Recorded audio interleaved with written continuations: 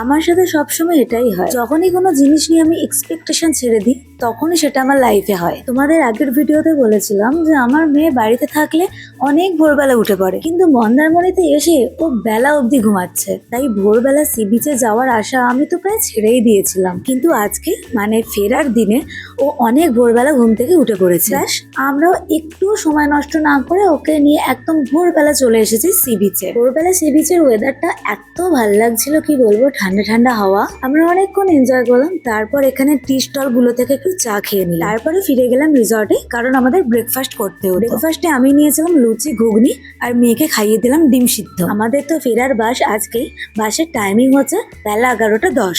তাই ব্রেকফাস্টের পরে আমরা স্নান করে রেডি হয়ে গেলাম ফেরার জন্য। ফেরার সময় আমি একটু সাজুগুজু করিনি, তার কারণ কি জানো?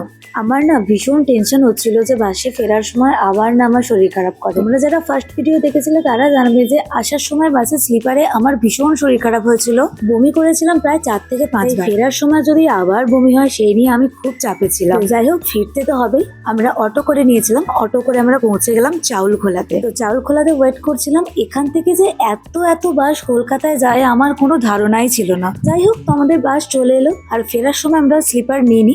ফেরার সময় আমাদের বাস ছিল সিটার। এবার কি অদ্ভুত ব্যাপার দেখো, আমি ভেবেছিলাম যে আসার সময় স্লিপারেই যদি এত প্রবলেম হয়, যাবার সময় বসে বসে যেতে আরোই কষ্ট হবে। ও বাবা, কেস তো ঘটলো পুরোই উল্টো। বসে বসে ফিরতে একটুও কষ্ট হলো না, বিশ্বাস করো। আমার একটুও গা গোলায়নি, কোনো রকম কোনো সমস্যা হয়নি। আর আমার মেয়ে, সে তো বাসে ওঠার পর একটু বদমাইশি করলো, তারপরে আমার কোলে বসে বসে ঘুমিয়ে পড়লো। আর পুরো বাস টানা ঘুমিয়ে তার ঘুম ভাঙলো একদম কোলাঘাটে এসে। কোলাঘাটে এসে সবাই খেতে নামলেও আমরা আর নামিনি, কারণ আমরা তো নেমে যাবো ধুলাগড়। বাড়িতেই বলা ছিল যে একদম বাড়িতে পৌঁছেই দুপুরের খাওয়া দাওয়াটা করবো। আর এই যে বাসের একজন কাকু আমার মেয়েকে লজেন্স দিয়েছে, ও তো সেই নিয়ে ভীষণই হ্যাপি, যদিও লজেন্স খায় না। আর এইভাবেই কোনো প্রবলেম ছাড়াই একদম স্মুথ ভাবে আমরা পৌঁছে গেলাম বাড়িতে।